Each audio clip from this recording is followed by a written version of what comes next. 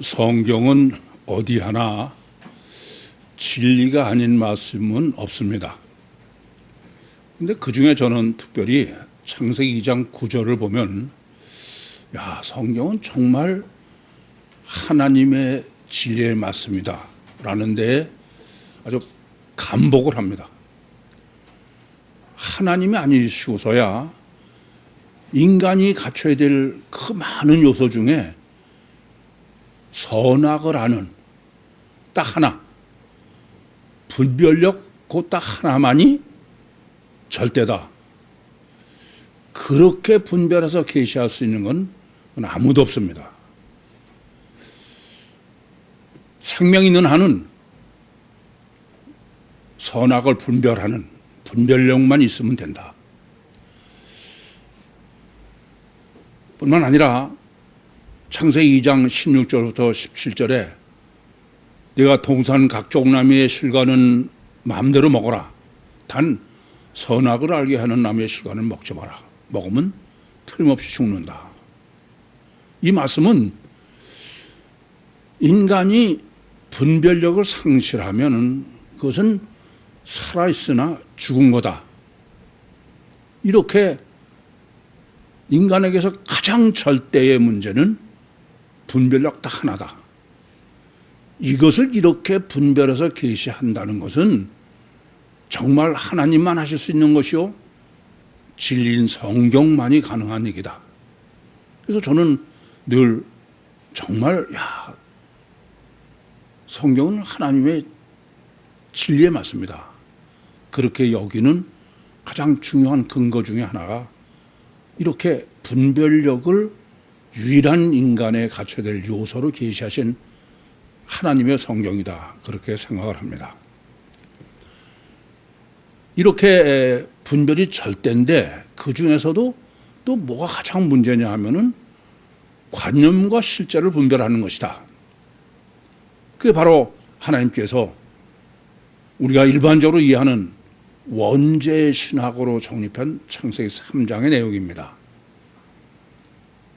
아담과 하와는 하나님을 안 믿은 사람이 아니에요. 믿은 사람입니다. 그런데 관념으로는 하나님을 믿는데 실제로는 하나님을 믿지 못한 거예요. 관념과 실제를 분별하는 것이 절대 문제다. 전도서는 헛되고 헛되니 모든 것이 헛되도다. 그 전서 내용은 분별을 관념과 실제를 분별 못하는 아담 후손은 해 아래서 하는 모든 수고는 다 헛수고다. 그야말로 본인은 그게 다 실제를 위해서 사는 것 같지만 그건 신기루를 쫓는 것 같은 꿈을 꾸는 것 같은 그야말로 일장춘몽이다. 참 놀라운 성경이 증거고 계시다. 이 사람은 모든 문제의 가장 근본인 원죄는 다른 거 아니에요. 하나님을 안 믿어서가 아닙니다. 믿어서 문제예요. 믿대야 어떻게 믿었냐? 관념적으로 믿은 걸 실제로 믿은 거로 착각한 거예요. 이게 가장 무섭습니다. 아예 믿지 않는 사람은 믿게 할 길이 있어요. 그런데 관념적으로 믿은 것을 실제로 믿는다고 그렇게 여기고 있는 사람에게는 그건 불가능한 거예요. 본인 자신도 그걸 정말 실제로 믿음으로 바꾸는 일이 제가 볼 때는 거의 불가능하다. 그렇게 보여집니다. 그것은 3500년 성경 역사가 증거하는 것이고 대표적인 게 제3계명은 여호와의 이름을 망령되 잊지 말라라는 실제는 하나님을 실제로 여호와를 교제하지 않으면서 여호와를 교제하는 것처럼 관념으로 하는 것은 절대 안 된다라는 게 그 제3계명인데 그걸 관념으로 완전히 바꾸는 거예요. 아도나이로. 성경 용어도 전부 돌로드로 아도나이로 바꾸는 거다. 지금 지구상에 50억이라는 사람이 예수 믿고 천국 가겠다고 그러는 사람이라고 그래요. 근데 그게 얼마나 기가 막힙니까? 실제로는 전혀 천국이 불가능한 행위를 하고 있어. 그러면서도 관념적으로 믿는 천국이 자기는 실제인 줄 아는 거야. 그게 50억이나 돼. 관념과 실제를 분별하지 못하면은 그건 정말 헛사는 거예요. 사는 것처럼 보여도 그건 사는 게 아니다 그겁니다. 그야말로 전도서 말이 딱 맞는 얘기예요. 헛되고 헛되더니 해 아래서 하는 모든 게 다 헛되다 이겁니다. 이 관념적으로 믿는 게 더 무서운 거는 실제가 아니기 때문에 자꾸 오히려 자기 다짐을 하는 거예요. 자기 확신을 하는 문제입니다.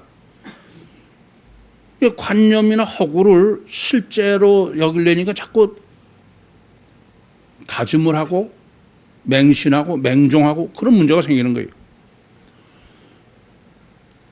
그래서 베드로후서 2장 12절이나 유다서 1장 10절에는 이렇게 관념과 실제를 분별하지 못하는 사람은 짐승이라는 거예요. 이성 없는 짐승이다 이거예요. 참 무서운 경고입니다. 짐승처럼 맹신하고 맹종한다 이겁니다. 이건 깊이 생각할 문제입니다. 그 가장 대표가 자폐예요. 자폐는 생각하고 그렇게 해서 믿는 게 아니야.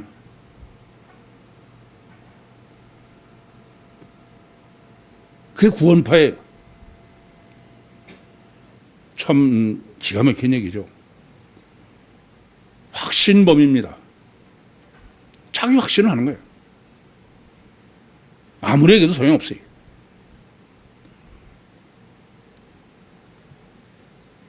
그것뿐이 아니에요. 주관적 자기의가 마치 객관적 진리인 양 거기에 도취되고 맹신하면은 다른 사람을 정죄하는 거예요. 기준은 자기의입니다. 로마서 3장 10절에서 12절에 기록한 것처럼 의는 하나도 없어요. 선과 의를 행할 사람은 할 수 있는 사람은 아무도 없습니다. 아담 후손이기 때문에. 그래서 다른 사람을 정죄하지도 말고 판단하지 말라는 것이 주님이 마태복음 7장에서 내 눈에는 들보가 있는데 왜 다른 사람의 티끌을 네가 비판하느냐 그렇게 말씀하시는 것입니다. 우리가 얼른 보면은 정의사회 구현사재단 참 미친 소리를 하고 있는 거야. 짐승이 하는 짓거리예요. 깊이 생각하실 문제입니다. 관념과 실제를 분별하지 못하는 것은 아예 분별력이 없는 것보다 더 나쁜 거예요. 왜냐하면 사실이 진리가 아닌 것에 확신을 가지게 되니까 이것이 가장 무섭다. 그래서 오늘 본문은 여러분들 오늘 본문은 상당히 어려워하셨을 거로 여겨져. 선교를 함에 있어서는 가장 중요한 게 뭐냐? 관념과 실제를 분별해야 된다. 관념과 실제를 분별하지 않고 선교하면 안 된다는 얘기입니다. 그게 본문이에요. 예수님께서도 마태복음 7장 6절에 거룩한 것을 개의 목에다가 돼지발 앞에 두지 말아게. 돌이켜 밟고 너로 상한다 그러셨어요. 이 본문은 강조법 중에 전 이런 강조법은 처음 봤어요. 우선 본문이 1절이 무슨 강조법이냐를 여러분들이 보이지 않았으면은 여러분 회개하셔야 돼. 왜냐하면은 늘 말씀드리지만 백지부터 백지. 그러고선 본문을 벌써야 돼. 이 본문은 저는 그 강조법 중에 관념을 강조법으로 쓰는 건 처음 봤어요. 지금 1절은 철두철미하게 관념을 강조하고 있는 거예요. 실제보다. 이것이 안 보이셨으면 여러분 문제가 있다고요. 우선 이에 이건위원회에서 이제 이렇게 시작을 했는데 그 다음에 보시면은 두 사도가 회당에 유대인의 회당에 들어가서 우선 첫째는 두 사도가 아니에요. 그냥 그들이에요. 막연하게 했어요. 의도적으로. 그리고 유대인의 회당에 들어갔다는 거예요. 안식일도 아니고. 그럼 유대인의 회당에는 안식일이나 들어가는 거죠. 회당에 평일에 들어갑니까? 그런데 의도적으로 그냥 앞에 그 비시디아 안디옥 교회에서는 안식일 날 유대인의 회당에 들어가서 복음을 전했다 이렇게 되는데 이건 그냥 막연하게 관념으로 강조법으로 그래서 유대인의 회당에 들어갔다 해요. 그리고 우선 말을 했다는 거예요. 무슨 말을 했다는 겁니까? 막연해요. 추상적이에요. 뭐 거기 가서 뭐 얘기했다는 거예요? 일부러. 이건 보통 강조법이 아니야. 뿐만 아니라 그랬더니 유대와 헬라의 많은 무리라는 거예요. 아니 지금 회당 안에 있는 사람들을 얘기하는 거지 지금 본문은 마치 유대 지방과 헬라 지방 사람들이 모여와서 이렇게 볼 수밖에 없도록 막연하게 기록한 거예요. 참 하나님께서 관념을 강조하느라고 설정해 놓으시는 게 아주 너무 놀라워. 그러고선 이 사람들이 믿었다는 게 뭘 믿었다는 게 도대체? 뭐 사도들을 믿었다는 것도 아니고 말을 믿었다는 거 그냥 믿었다는 거예요. 이렇게 본문은 우선 너무 놀라운 거는 철두철미하게 막연하게 추상적으로 관념적으로 이게 지금 관념 강조법이다. 그렇게밖에 제가 표현할 수 없어. 그 점을 먼저 정확하게 보셔야 본문을 바로 해석할 수 있습니다. 왜냐? 성경은 늘 강조하는 게 관념이면 안 된다. 실제해야 된다는 거예요. 근데 일부러 지금 다 관념으로 계시를 하고 있는 거예요.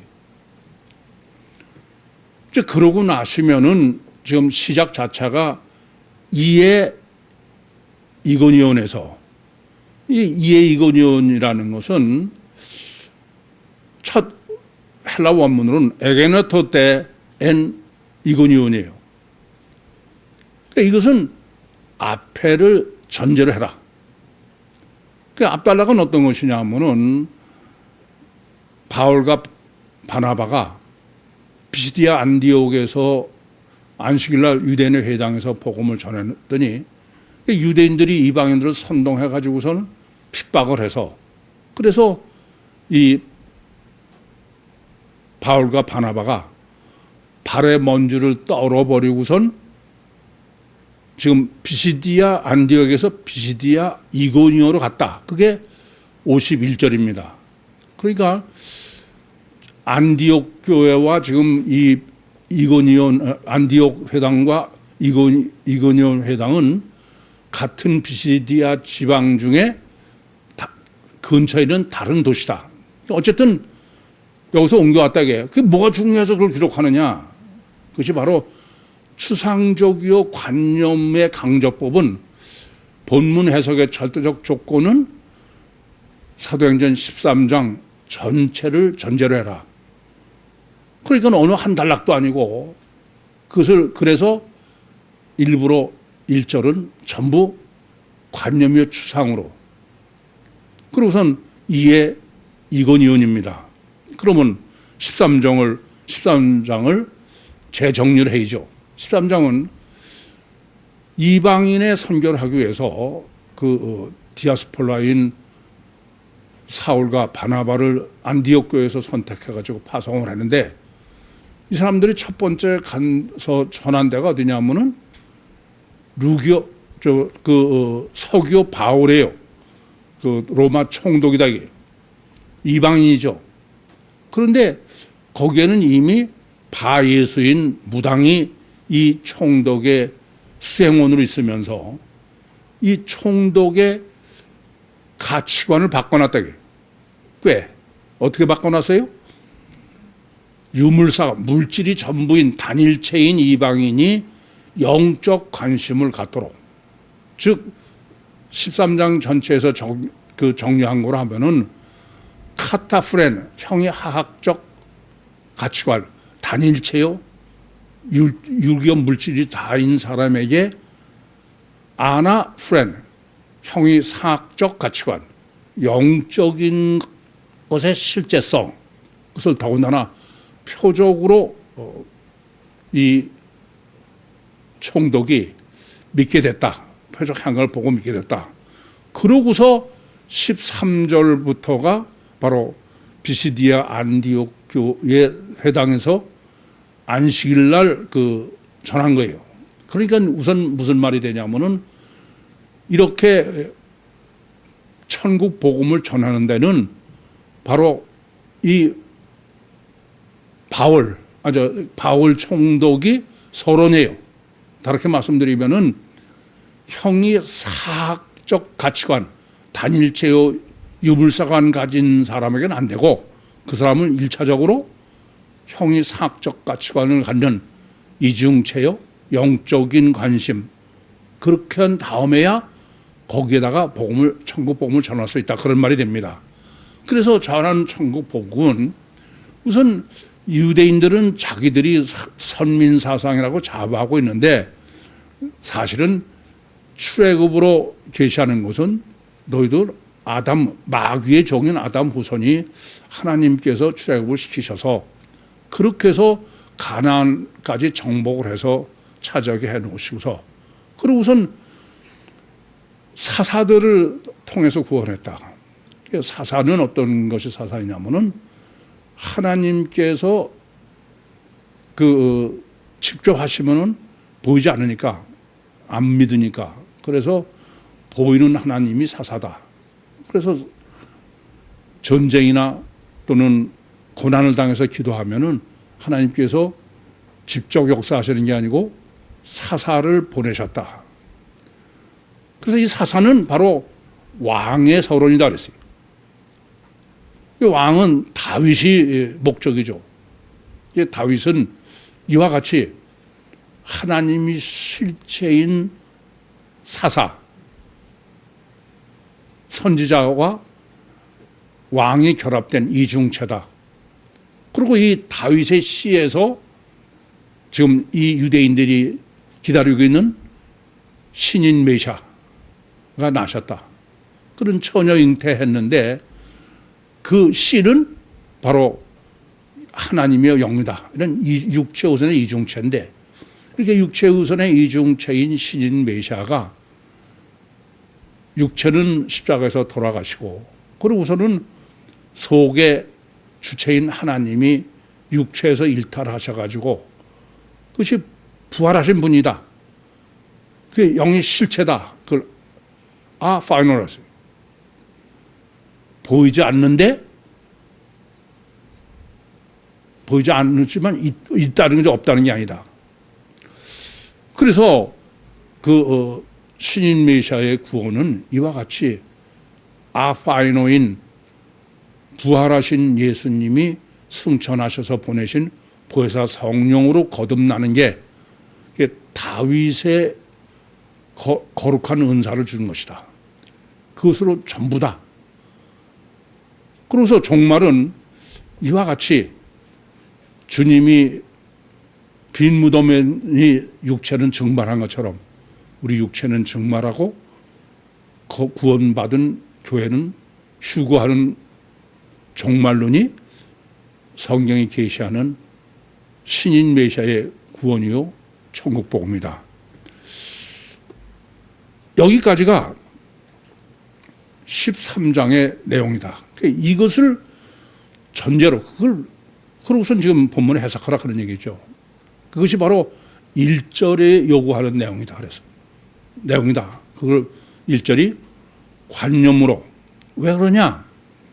유대인들이 하나님을 다 믿어요. 안 믿는 게 아닙니다. 그런데 유대인들은 관념으로만 믿는 거예요. 왜요? 카타프레자, 형이 하학적 가치관을 가지고 있어요. 그러면서 자기들은 형이 상학적인 하나님이여 영을 믿는다고 생각하는 거예요. 그렇게 1절을 정립하셔야 2절이 정확하게 실제적인 해석이 가능합니다. 2절은 그런데 이제 유대인들이 지금 많은 사람들이 유대와 헬라 사람들이 믿었는데 유대인들은 불순종했다고 그래서 그게 불순종으로 번역된 게 불순종으로 번역해도 가능합니다. 근데 이 헬라 원문은 아페이도예요. 아페이도라는 말은 페이도는 설득하답니다. 그러니까 아페이도는 설득이 안 된다 그런 뜻이에요. 무슨 말씀이냐면은 유대인의 문제는 이미 앞 13장에서도 카타플렛 형의 학적 가치관을 갖고 있어서 그 사람들에게 영의 실체성을 아무리 설명을 하고 증거해. 그게 바로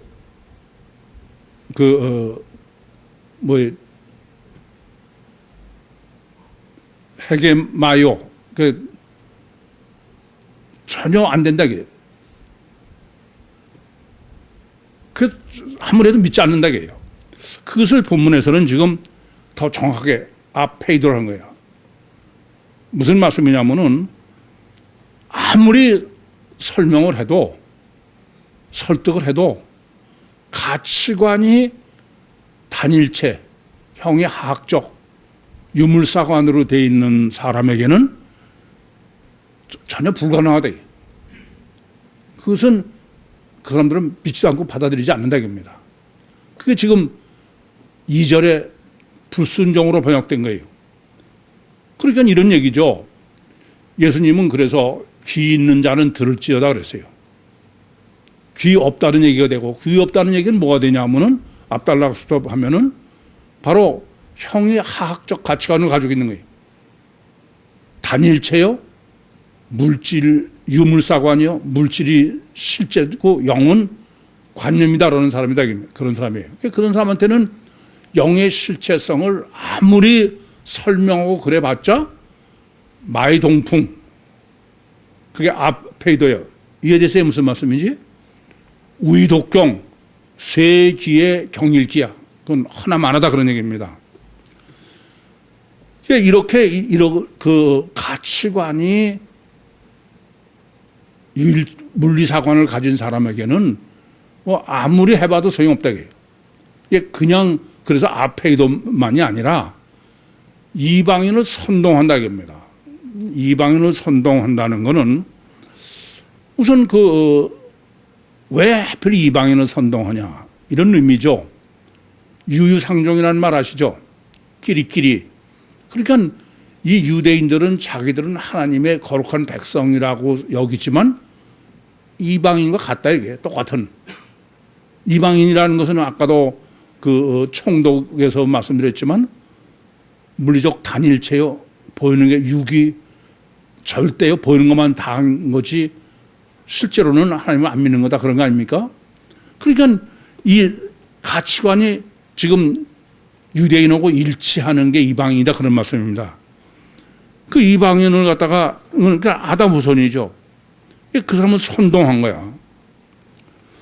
그러니까 이 선동한 것으로도 이 유대인들의 가치관은 이방인과 똑같은 형이 하학적 물질이 전부인 육체가 전부인 마태복음 7장 6절의 표현으로는 개, 돼지 거룩한 백성이 아니다. 이게 이해되시죠? 무슨 말씀인지? 이렇게 이런 서로 통하니까, 다르게 말하면 이방인 선동한다는 말 자체가 이 유대인들은 단일체의 인간관과 물질이 전부인, 육체 우선이 그게 전부인 아담 우선이다, 그런 말씀이 되죠. 그리고 우선 선동해가지고 악감을 품게 돼요. 그 악감이라고 번역된 헬라어 원문은 자꾸 원어를 얘기해서 여러분이 부담이 많이 된다는 소리를 듣는데 할 수가 없어. 악감으로 번역된 헬라어 원문은 카코스 푸시케입니다. 무슨 말씀이냐면은 생명에 나쁘다 이게요. 직역을 하면 악감이라고 했지만, 그러니까 지금 그 유대인들이 이방인한테 선동한 거는 까르디아의 문제가 아니야. 마음의 문제가 아니에요. 지금 저 사람들이 너희에게 전하는 지들이 소위 구원론이라고 하는 메시아 구원론이라는 천국복음이라는 것은 그것은 사입이야. 마귀복음이야. 가짜야. 저거는 구원이 아니라 멸망이야. 아시겠어요? 생명에 나쁘다 이게 직역을 하면 사입이 이다지지 절대로 생명의 복음이 아니다 이게요. 저거 믿다가 니들 지옥 가다, 그런 얘기입니다. 비과학적 허구다 이거예요. 아시겠습니까? 그게 지금 2절입니다. 유대인들이 평가하는 형이 상학적 실체인 아파이노, 영의 실체에 대한 신학이고 신앙이에요. 그렇습니다. 지금이 바로 그런 거죠. 지금 그렇잖아요. 지난번에도 잠깐, 지난주에도 말씀드렸지만은 지금 뭐 종말을 얘기하고 천국 구원을 얘기하고 창조론을 얘기하고 그러면은 미친 사람 취급해. 지금이 어느 시대냐? 과학 시대야. 인간을 복제하고 인간의 유전자 지도를 완성하고 그런 세상에서 무슨 진화론이 과학이지 무슨 미친 소리 하냐 그야. 물리적인 단일체가 맞는 거지 무슨 이중체냐. 뭐 조금 전에도 구청하고 시청에서 와가지고선 또 이제 우리가 코로나 뭐 방역 위반했다고 뭐 받아갔는데 그 사람들한테도 얘기해봐야 소용이 없어. 우리는 이중체고 그 사람들은 단일체니까 백날 얘기도 안 되는 거죠. 요새 그런 분이 있어. 참 하나님께서 종말 때 계시를 하신 것 중에 하나라고 생각하는데, 동물은 그분의 저한테 말씀한 분 들어보니까 동물은 비만이 있거나 또는 정신병은 없다는 거예요. 동물은. 근데 반려동물은 비만이 있고 우울증이 있대요. 그러니까 진화론자들은 봐라. 뭐 너희는 뭐 영이 있다고 그래서 그런 게 아니라 동물도 지금 정신병이 있으니까 우리가 다 동물의 후손이지. 저는 아니다. 정반대다. 바로 종말 때 하나님께서는 마귀가 동물에 역사한 거예요. 여러분, 거라서 지방에 귀신 들린 사례에서 하시는 것처럼 마귀는 뭐만 통해서 역사해요? 육을 통해서만 역사하는 거야. 그러니까 저한테는 야 정말 이제를 완전히 거라서 지방에 귀신 들린 것처럼 마귀는 육체만 통해서 역사하는 것을 확실히 보여주시는구나. 그렇게 보이는데 다 그 사람들은 그렇지 않죠. 이렇게 지금 유대인들은 아무리 설득을 하고 별소리를 다 해도 불가능하다게. 첫 번째 이 본문은 여러분이 정확하게 아셔야 될 것은 관념으로 확신을 가지고 있는 사람에게는 백날 해도 안 되는 거예요. 가치관이 바뀌어야 되는 문제입니다. 가치관이 단일체에서 이중체로, 육이 실체인데서 영이 실체로. 그러기 전에는 그건 아무래도 안 돼. 이 점을 아주 우선 명확히 아셔야 되겠어. 그래서 이제 지금 3절은 주님이 직접 증거를 하시는 거예요. 직접. 이중체를 직접 증거하시는 거예요. 영의 실체를 직접 하시는 거예요. 하나님의 실체를 직접 증거하시는 것입니다.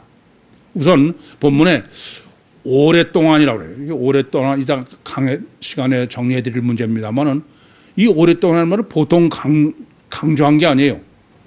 히카노스, 카이로스, 디아, 투리보. 왜 이렇게 강조하느냐? 그것은 지금 이렇게 그 유대인들이 핍박을 해요. 그럼 앞달락에서는 핍박하니까는 쫓겨나가지고선 발에 먼지를 털어보고 왔는데 지금 이건희원에 와가지고서는 굉장히 오랫동안 버티고 있다 이거예요. 그게 어떻게 그러느냐? 그건 이 제자들의 의지로 하는 게 아니야. 왜냐하면 주를 힘입어요. 그 말은 주님이 역사를 하신 거죠. 거기서 계속 복음을 전하고 있도록. 또 주님을 힘입어 담대히 말한다. 그게 파라레마입니다. 영적 역사로 하고 있다 이겁니다. 그러니까 무슨 말씀이 되냐면은 주님의 역사로 지금 이 사도들은 계속 이 두 사도라고는 원문에 그렇잖아요. 그냥 아우투스야. 전깃줄로 자기들의 의지적 노력이 아니라 주님의 역사로 100% 전깃줄 하나님의 주님의 역사로 오랫동안 지금 거기서 복음을 전하고 있다 그런 말입니다. 그것뿐이 아니에요.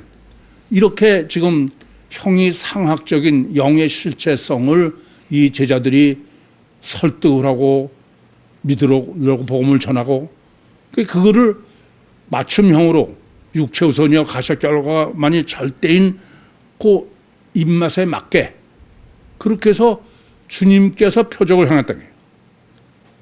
그러니까 주님께서 표적을 직접 행하셨다는 겁니다. 그런데 다만 이 사도들의 손을 통해서 일부러 왜 꼭 이 사람들의 손인을 통해서라고 그래요?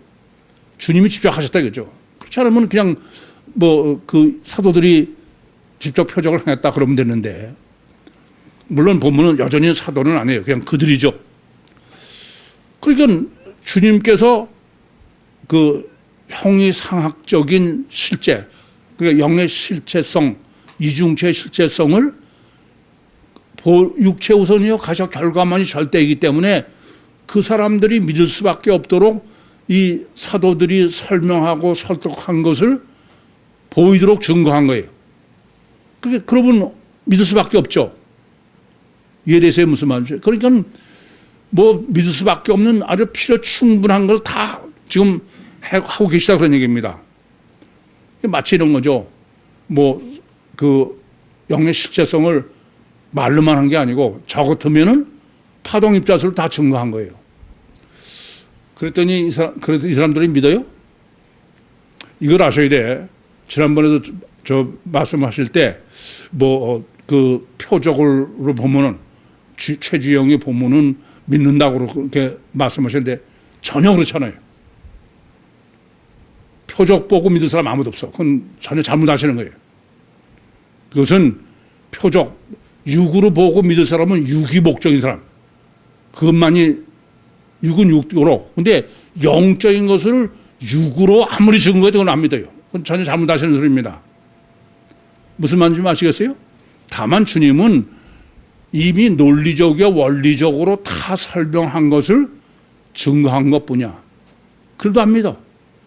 아니 출애굽한 거 보세요. 그 출애굽할 때 다 표적을 당했어도 믿어요? 안 믿어요. 금송아지를 믿는 거지.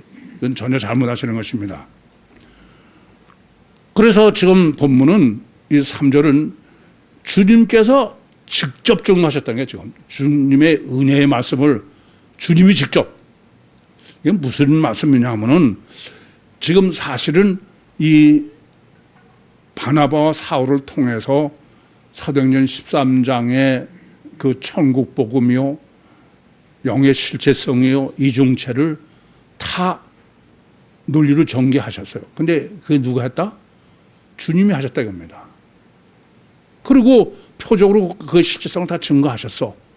이 말은 뭐냐면은 주님이 할 수 있는 최선 최대를 다했다. 이해되세요? 그러니까 지금 일부러 3절은 제자들은 전깃줄이야. 주님이 직접 하셨다는 걸 굉장히 강조하고 있어요. 그러니까 이렇게 가치관이 단일체요, 유물사관인 사람에다가 뭐 제자들을 통해서 논리적으로 다 증거하시고 또 표적으로 그것을 실제성을 증거하고 별소리 다 해도 전혀 안 되는 거예요. 이 점을 아셔야 돼. 가치관이 그렇게 해서 바뀌는 게 아니다. 이게 본문의 의도는. 그랬더니 4절에는 이렇게 주님이 최선을 다하고 다 하셨는데도 우리가 이제 잘못됐으니까 맞습니다. 사도들을 믿고 쫓겠습니다가 아니야. 나누다게요. 스키죠. 가치관이 다른 거는 단일체관과 이중체관, 관념과 실제, 형이상학과 형이하학, 그거는 절대로 양립할 수 없다. 그건 서로 갈라서는 수밖에 없어. 그것을 지금 유대인을 쫓고, 여기서는 그들을 쫓고, 다른 데는 다 대명사를 썼는데 여기서는 사도를 쫓는다 겁니다.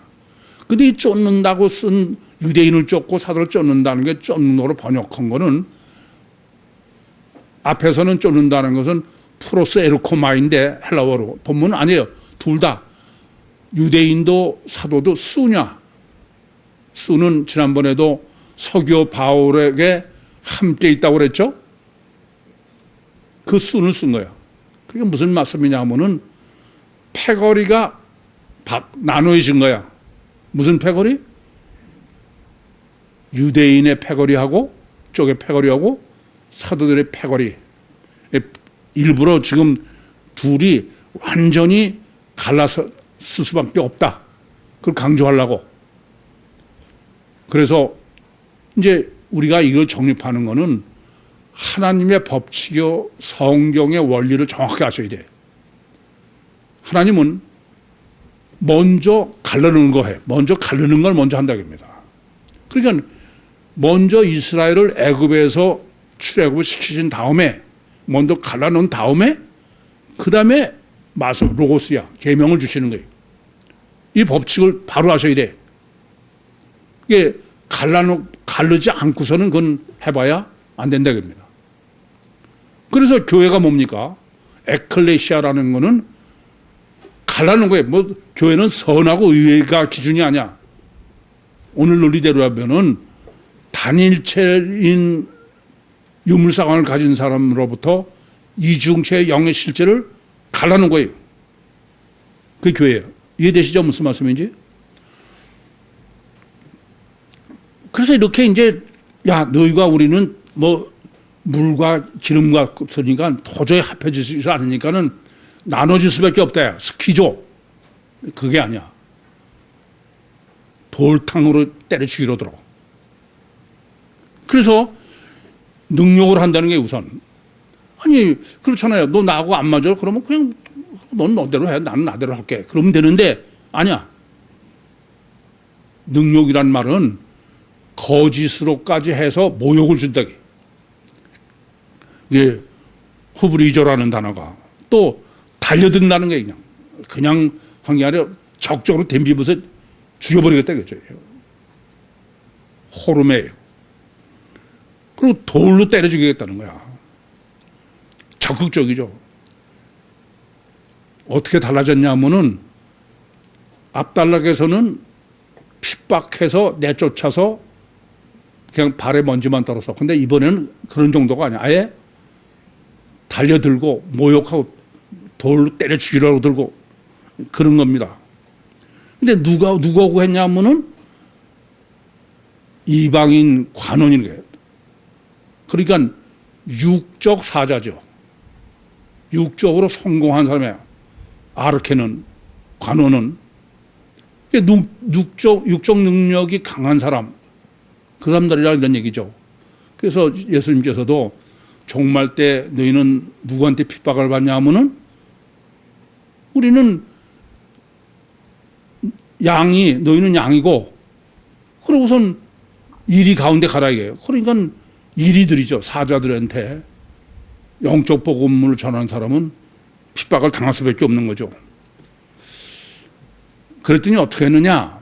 이게 둘을 완전히 갈라놓는다는 것을 강조하기 위해서 도망갔다는 거야. 보세요. 얼마나 강조법인가. 조금 전에도 말씀드렸지만 앞달락에서는 도망간 게 아니야. 그냥 발에 먼지를 털어버리고 그냥 나온 거예요. 근데 여기서는 지금 카타퓨고입니다. 완전히 완전 분리. 다시는 합해질 수 없는. 그러니까 이런 말이에요. 구사일생, 이따가 죽겠어서 구사일생으로 도망 나갔다 그런 얘기가 되는 거죠. 도망갈 수밖에 없다입니다. 발에 먼지 떨어지는 정도가 아니고, 이것은 형이 상학과 형이 하학, 유물사강과 유신상학, 단일체와 이중체, 그거는 도저히 공존할 수가 없어. 그건 이해되십니까? 원수지간이야. 그게 뭔지 알아요? 스칸달리조야. 스칸달리조가 뭡니까? 하나님과는 다시는 화목할 수 없는 거야. 이렇게 단일체와 이중체, 영의 실체와 육이 실체인 것은 그야말로 맨수지간이야. 죽어야 사는 사측생이에요. 이 점을 깊이 아셔야 되겠습니다. 그래서 성경은 홍해로 가를 때도 죽어야 되는 거예요, 한쪽은. 에클레시아도 마찬가지예요. 교회도. 그래서 우선 여러분이 꼭 아셔야 될 것은 단일체와 이중체, 진화론과 창조론. 이것은 그냥 있을 수 있고 이것도 있을 수 있는 게 아니야. 그건 절대로 양립 못할 원수지간이에요. 그래서 오늘 제목을 원수가 집안 식구리라. 이해돼요? 원수가 집안 식구리라. 이것처럼 강조법이 있어요. 왜 그러냐? 가치관이 다르면은 그건 절대 안 된다. 이 점을 깊이 하셔야 되겠습니다.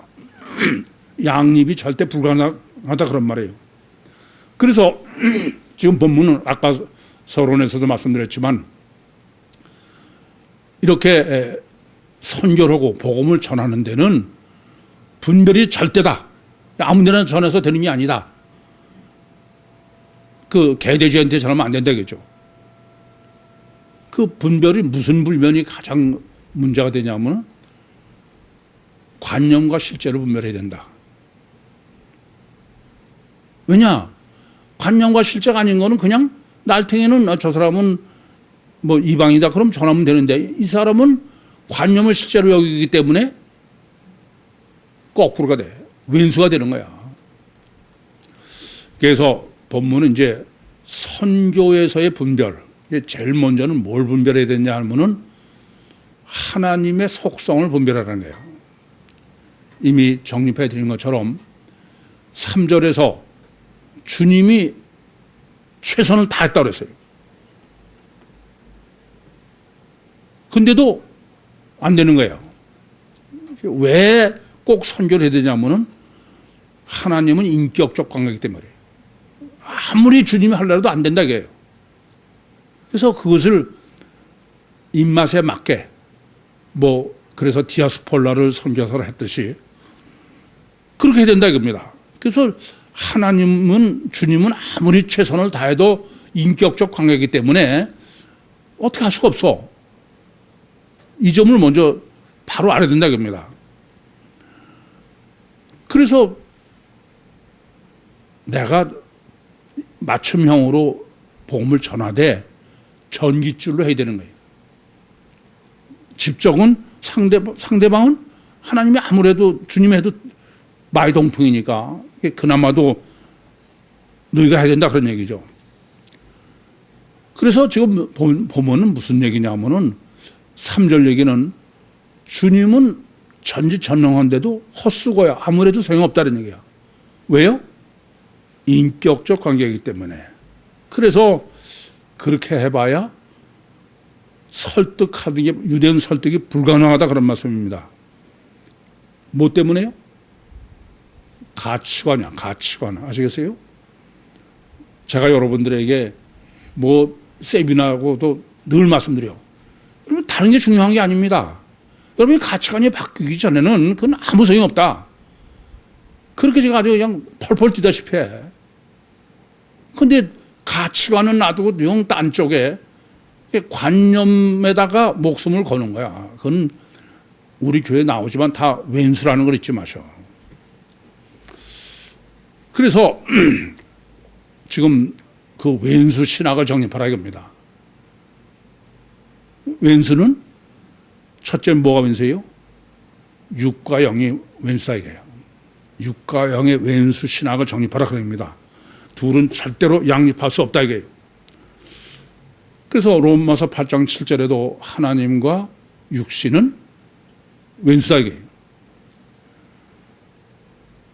그 왼수라는 말은 뭐냐면 육이 삶은 영은 죽은 육과 영이 왼수라는 말은 육이 삶은 영은 죽을 수밖에 없어. 영이 살려면 육이 죽어야 되는 거예요. 그런 거지 육도 살고 영이 살도 그런 건 안 된다 이겁니다. 이게 지금 왼수지간의 핵심이야. 그러니까 계속 말씀드리죠. 왜 하나님은 한 몸에다가 영과 육의 왼수지간을 해놓으셨느냐. 제가 보면 이래요. 사람은 필연적으로 갈등하고 고민하고 생각하고 그렇게 그럴 수밖에 없게 해놓으셨어.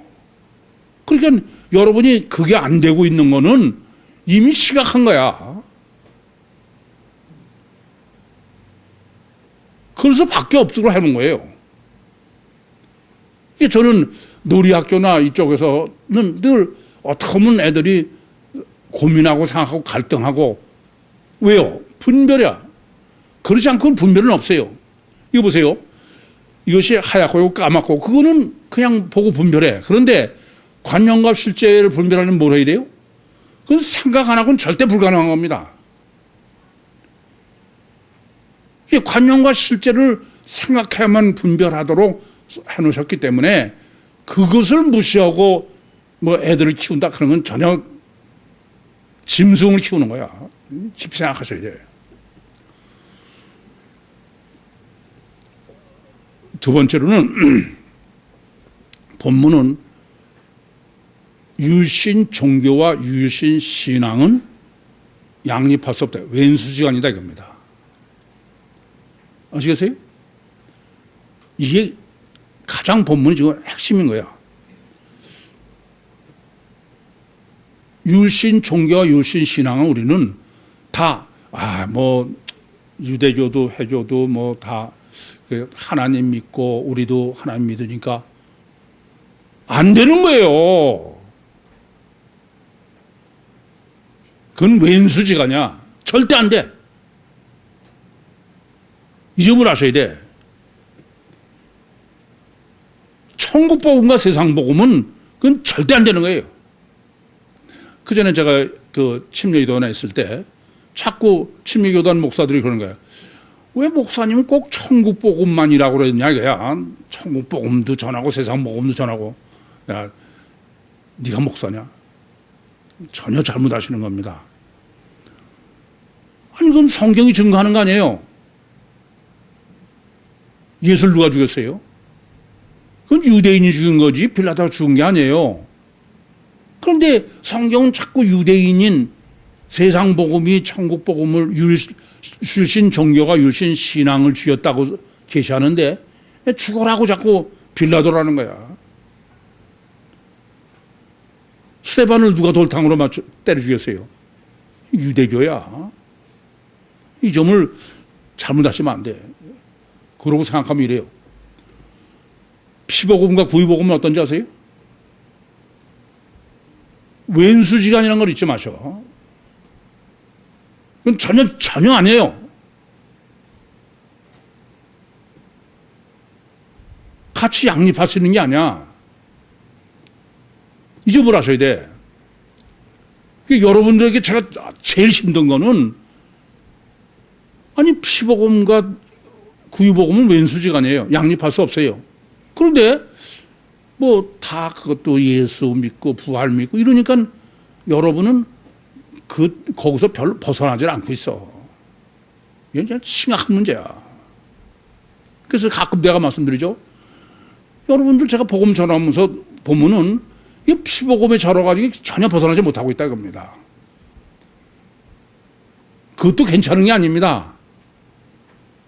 본문은 절대 안 된다. 그러면 양립할 수 없다 이겁니다.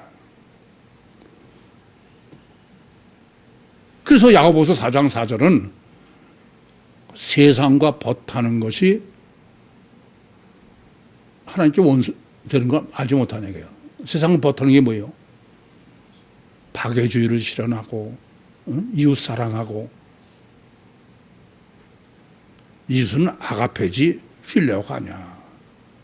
이건 잘못하시면 큰일 나. 그래서 제가 오늘 제목을 원수가 집안 식구리라. 이거 보세요. 집안 식구는 피를 물보다 진해. 여러분 다 그래. 보면은 그냥 내 새끼라고 그러면은 어떻게 사랑하는지 그거 좋아요. 나쁜 거 아니야. 그러나 이 점을 아셔야 돼. 집안 식구가 왼수예요. 무슨 말이냐 하면은 그보다 더 절대가 가치관이다 이겁니다. 가치관이 어느 정도 절대냐? 여러분 가족보다 더요. 이 점을 아셔야 돼. 그런데 무슨 뭐 내 가족이나 새끼나 뭐 어쨌다 그러면은 다 제쳐놓고 그냥 그게 절대지. 그건 큰일 나. 아직 멀었어. 마태복음 24장 19절에 보면은 주님이 직접 하신 말씀입니다. 마태복음도 24장, 마가복음 13장, 누가복음 21장에 다 똑같이 아이 벤 자들과 젖 먹이는 자들에게 화가 있다 해요. 여러분, 아이 벤 자들과 젖 먹이는 자들이야. 그들이 무슨 다른 죄를 졌다는 얘기가 아니에요. 아이 벤 것만이 문제고 젖 먹이는 게 문제지. 그게 왜 화가 있어요? 다른 사람보다. 왜 그래요? 아이 벤 자거나 젖 먹이는 자들은 가치관보다 뭐가 더 절대가 돼? 이해됩니까? 스트로게가 더 절대가 되는 거야. 그게 화가 있다는 겁니다. 종말 때의 분별은 전혀 달라져야 돼. 이 점은 잊지 마셔. 가치관이 절대다 이거야. 그럼 여러분 같은 집안에 살아도 뭐 똑같이 여러분들이 다 육적 가치관을 가지고 있으면 상관이 없는데 만약에 여러분은 영적 가치관을 가지고 있고 가족은 육적 가치관을 가지고 있으면 무슨 지간이에요? 그건 왼수지간이야, 왼수지간. 그러니까 가치관이 다르면서 그냥 사는 거는 그냥 동거이냐, 아시겠어요? 동숙자야. 그냥 같은 지붕 안에서 동물끼리 사는 거야. 다른 거는 그냥 동물만 관계하는 거예요. 뭐 뭘 먹고 뭘 입고 무슨 그렇게 해서 자식 좀 낳고 뭐 그런 거지. 가치관이 일체해야 돼요. 그러기 전에 이건 절대 안 되는 거예요, 이건. 지금 보면은 이 점을 내가 무섭게 강조해. 그러면 육적 가치관으로 서로 맞으면 어떨까? 안 되는 거야. 왜 안 되느냐? 동물은 괜찮아요. 그런데 인간은 이중체이기 때문에 육적 가치관으로 했다고 해서 둘이 화목할 수 있는 게 아니야. 왜냐하면은 영적인 욕구가 있어서 아무리 육적 가치관으로 같아도 절대로 화목 안 됩니다. 시기 질투가 있고 비교의식이 있고 천만의 얘기예요. 이 점을 아셔야 돼. 그러니까 뭐 물질의 단일체로 가치관이 딱 일치한다 그런 게 공산주의자들이야. 공산주의자들이 뭐 지상 낙원이에요? 지들 욕구는 다 채우잖아. 뭐 지난번에 신문에 보니까 뭐 시진핑이가 개인 재산이 몇 조 원이래. 아, 그 사람이 평생 공무원만 하는데 무슨 돈이 몇 조 원씩 있어. 다른 사람한테는 다 뭐 인민과 같다 그러면서 저만 아니지. 그게 요새 문제가 되는 내로남불 아닙니까? 인간은 영적 존재이기 때문에 그건 절대 불가능해. 그러니까 육적으로 아무리 일체도 그건 절대 화목하지 않습니다. 그건 불가능합니다. 그래서 길은 하나야. 영적으로 화목하는 것밖에 없어. 영적 가치관으로. 영적 가치관으로 일체해야 돼. 영적 가치관. 인간은 이 사회적 동물이고 영적 존재이기 때문에 서로 화목하기 전에는 절대 행복하지 않아요. 행복할 수가 없습니다. 우리는 그냥 행복한 게 아니야. 그냥 무사히 지내는 거지. 무사히. 이건 좀 생각하실 문제입니다. 그래서 영적 가치관과 일치가 돼야 화목할 수 있어요. 왜냐하면 이 인격체와 인격체가 화목할 수 있는 것은 영적 역사 외에는 불가능합니다.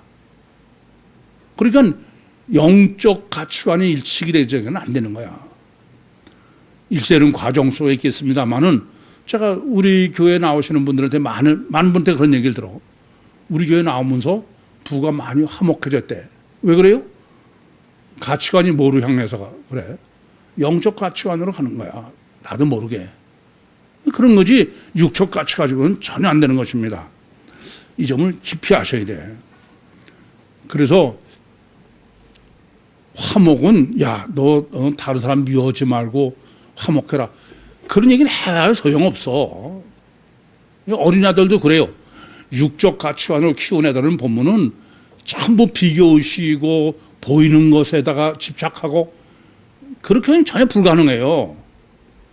근데 영적으로 하나 보면 너무 놀래. 남을 배려하는 거 보면 가르쳐서 되는 게 아니에요. 그건 영의 속성이야. 이 점을 깊이 아시기 바랍니다. 그렇습니다. 원수가 집안 식구리라. 네 가치관이 영적 가치관이 되면 단일체가 아니에요? 이중체요?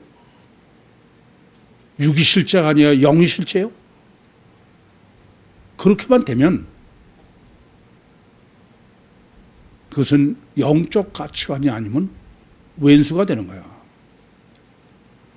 그래서 여러분들에게 무슨 굳이 여러분 가족들 뭐 전도 그런 말 할 필요가 없어. 여러분이 얼마나 정말 구유복음을 실질적으로 깨달았느냐. 그렇지 않으면 맨날 왼수하고 사는 거지. 뭐 그냥 오늘도 무사하게 그냥 같은 지붕 안에서 잘 먹고 잘 자고. 여러분, 천국만이 아닙니다. 이 세상에서도 가장 행복하게 화목하게 승리하는 삶은 다른 거 아니에요. 첫째는 가치관이 바뀌어야 돼요.